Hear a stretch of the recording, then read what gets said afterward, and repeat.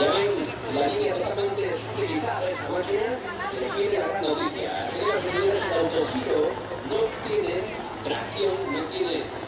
tracción motor en el rotor principal. Es decir, estamos viendo una máquina que tiene una giratoria. El rotor principal, digamos que va loco, no tiene transmisión de motor.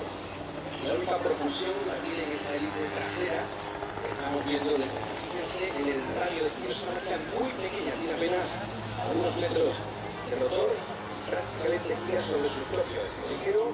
Puedes obtener tu licencia de vuelo y también puedes darte una vueltecita turística sobrevolando zonas maravillosas de este área. Puedes tener lo que llamamos un bautismo aéreo, pasear por la montaña, pasear por el mar y echar un vistazo desde arriba. Es una visión realmente espectacular de las cosas. Estamos tomando altura con una máquina que 130 km/h, fíjense cómo está maniobrando prácticamente en su eje, y si quitamos potencia tenemos esa posibilidad de autorrotar y de llegar al suelo en perfecta disposición para hacer una toma.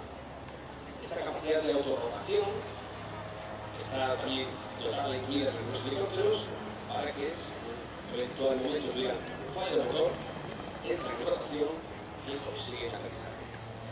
Bueno, pues iniciamos nuestro paseo por el apasionante mundo de la aviación con una máquina que parece sacada de las manos de James Bond. Es el autogiro EDA en las manos del piloto de Chiron Alex.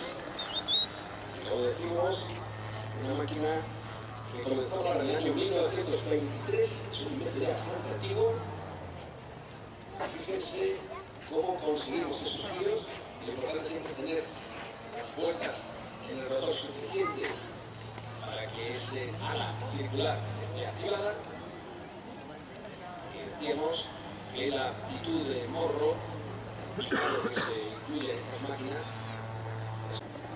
es como propiedad de